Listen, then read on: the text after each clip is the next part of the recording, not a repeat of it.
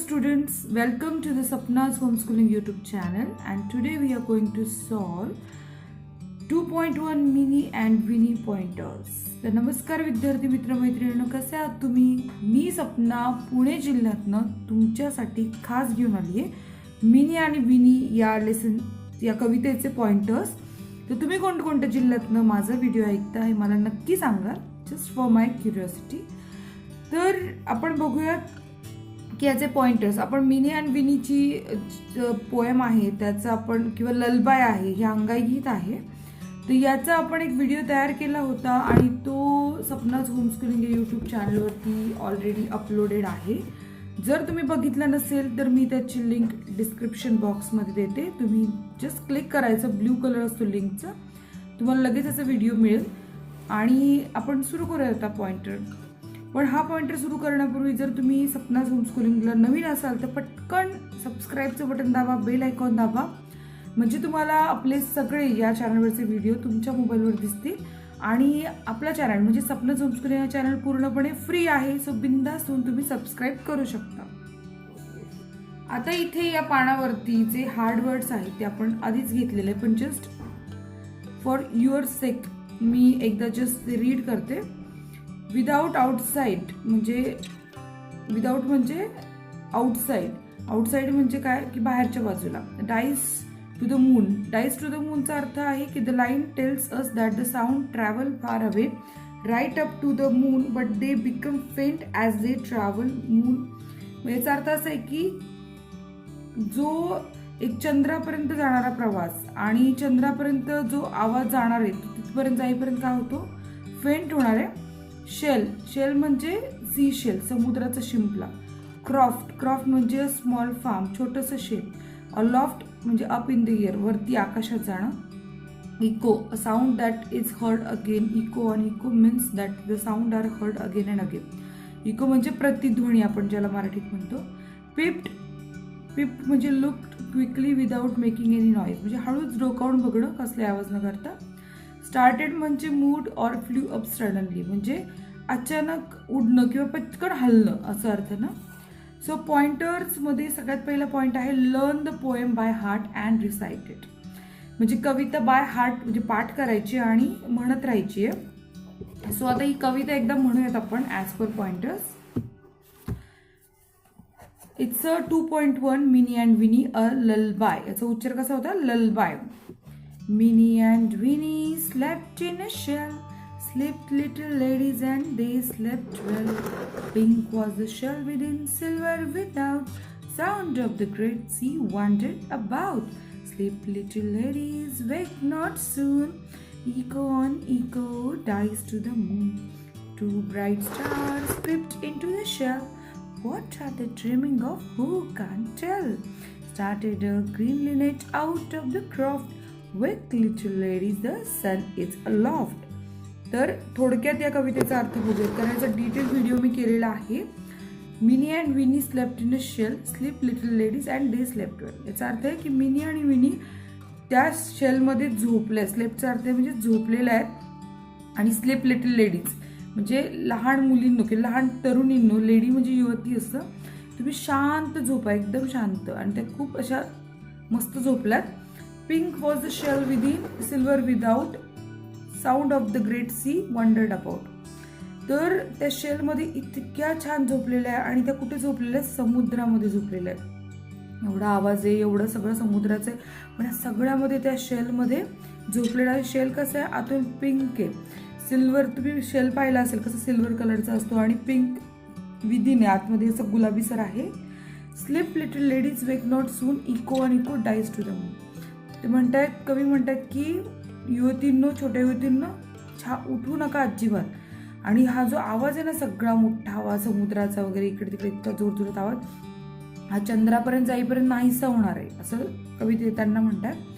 To bright stars crept into the shell, what are they dreaming of, who can't tell. त्याच्यात की दोन stars आहे जे की आत डोकवण्याचा प्रयत्न करतात, आणि ह्या मुली काय स्वप्न बघतात हे कुणी सांगू शकत नाही. Started a green linnet out of the croft, म्हणजे बाहेरचं जे शेत येते तसं हिरवळ अशी एक लाईन तयार व्हायला लागलेली आहे. Wake little ladies, the sun is aloft. आता सूर्य पण वरती आला, त्यामुळे आता उठा मुलींनो, असं कवी म्हणतोय. आणि ही अल्फ्रेड लॉर्ड टेनिसन यांची कविता आहे, जो की खूप मोठी कवी आहेत इंग्रजी साहित्याचे. आता दुसरा जो आपला पॉइंट आहे, find the rhyming words from the poem.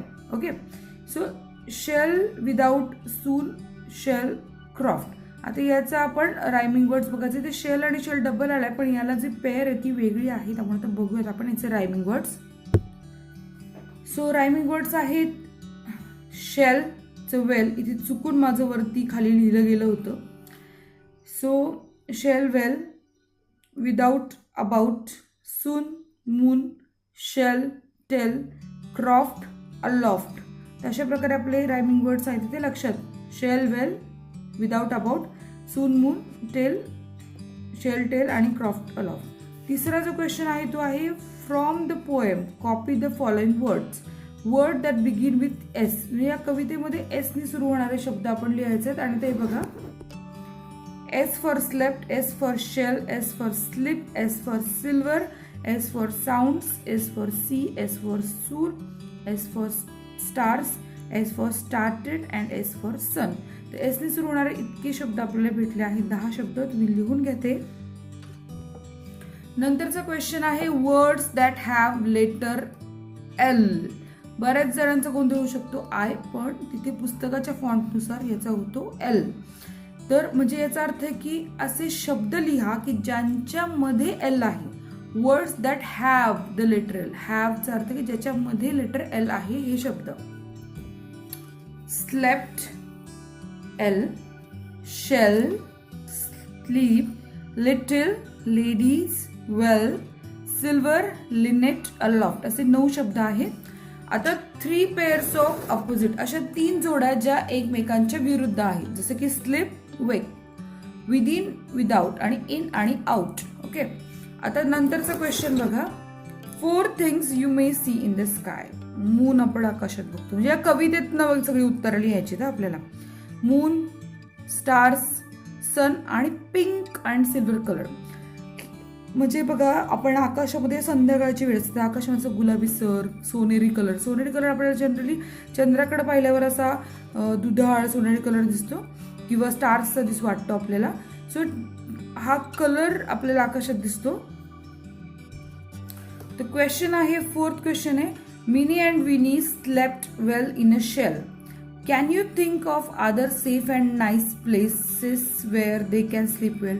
म्हणजे मिनी आणि विनी छान झोपल्यात, शिंपल्यात, पण अजून अशा दुसऱ्या कुठल्या जागा आहे का जिथं त्या झोपू शकतात. ओके, तर याचं उत्तर बघा, क्रॅडल म्हणजे पाळणा असतो त्याला क्रॅडल बोलतात. मदर्स लॅप, आईच्या मांडीत. सॉफ्ट अँड वॉर्म बेड, असं मऊ आणि उबदार बेड असेल त्यात पण झोपतात. आणि मी इथं नियर ग्रँडमा लिहिले, म्हणजे आजीच्या जवळ लिहिलंय, कारण आजी पण आई इतकीच प्रेमानं आपल्याला सुरक्षित जागा देते आणि आपल्याला झोपवते. सो इथे मी ग्रँडमा लिहिले, पण तुम्ही अजूनही तुमचे काही उत्तरं लिहू शकता, वेगळी असू शकतील तुमची उत्तरं. Next question number 5, find and copy the following from the poem. आता आपल्याला काय करायचंय, 2 स्टेटमेंट्स या कवितेतनं शोधायचे. 2 स्टेटमेंटचा अर्थ आहे 2 विधानं, 2 क्वेश्चन्स म्हणजे 2 प्रश्न आणि 2 कमांड्स म्हणजे 2 आज्ञा दिलेल्या आहेत. तर आपल्याला अशा प्रकारे 2 स्टेटमेंट्स म्हणजे 2 विधानं या कवितेतनं शोधायची आणि 2 क्वेश्चन्स. आपण बघूयात 2 स्टेटमेंट्स म्हणजे विधानं. Minnie and Winnie slept in a shell हे विधान आहे, कारण याच्यामध्ये पुढे प्रश्न विचारला नाही, कमांड दिली नाही, काहीच नाहीये. तर Minnie and Winnie slept in a shell हे आपल्याला सांगितलं, याच्यावरून आपल्याला कळतं की त्या झोपल्यात. 2 bright stars peeped into the shell हे पण एक विधान आहे. विधान म्हणजे असं वाक्य की जे सरळ सरळ लिहिलेलं असतं, त्याचा फक्त अर्थ आपल्याला कळतो, वेगळा काहीतरी हिडन मिनिंग नसतं. हे बघा, किंवा असलं हिडन मिनिंग पण एक सरळ प्लेन सेंटेन्स असतं ते.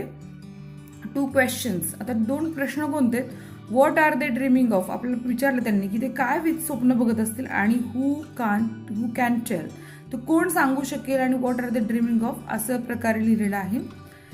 क्वेश्चन्स आहेत. आणि 2 कमांड्स. आता कमांड्स म्हणजे आज्ञा, जसं की स्लीप लिटिल लेडीज, आपल्याला कशावरनं कळतं आज्ञा, तर हे जे उद्गारवाचक चिन्ह आहे, जे कमांडसाठी स्पेशली उद्गारवाचक चिन्हाचा उपयोग केला होता की स्लीप लिटिल लेडीज, झोपा सुंदर तरुण झोपा, वेक नॉट सून, अजिबात उठू नका. हे कमांड आहे की तुम्हाला जर कोणी म्हणतंय उठा मुलांनो, बसा मुलांनो, झोपा मुलांनो, हे जे आपल्याला सांगितल्या कमांड असतात अशाच प्रकारे स्लीप लिटिल लेडीज आणि वेक नॉट सून हे कमांड्स.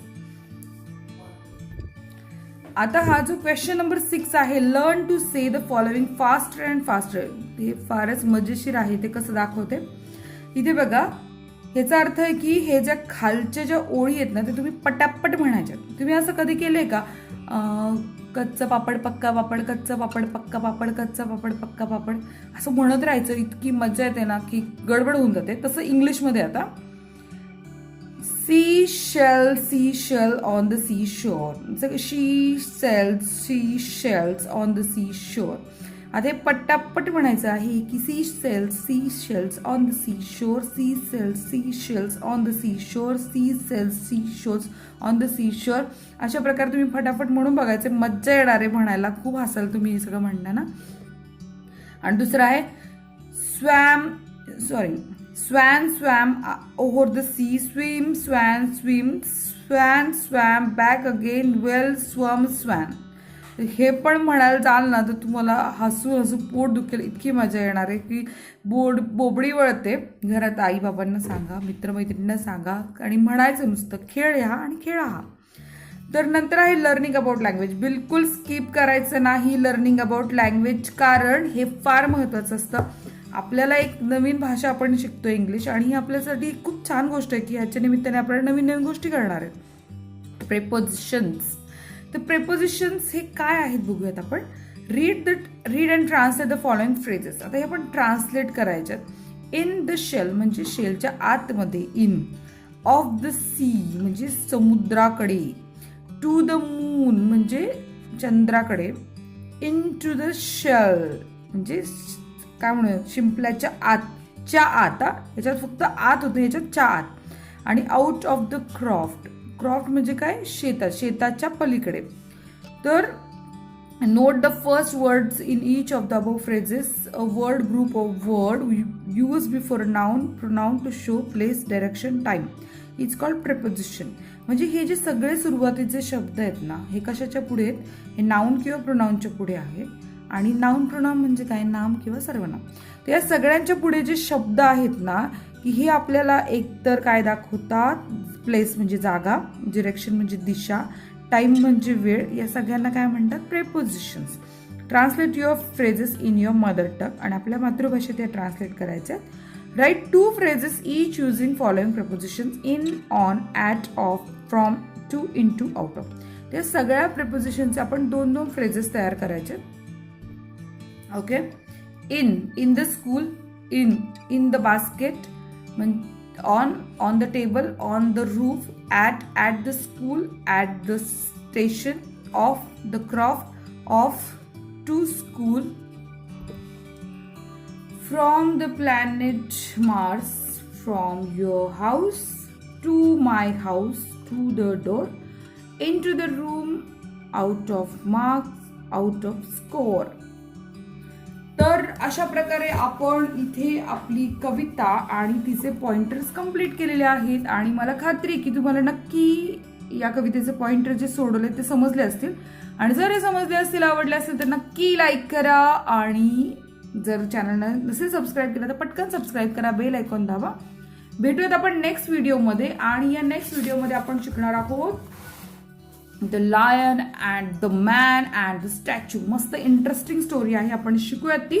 तर ओके, तोपर्यंत अभ्यास करा मस्त. All the best. Bye bye.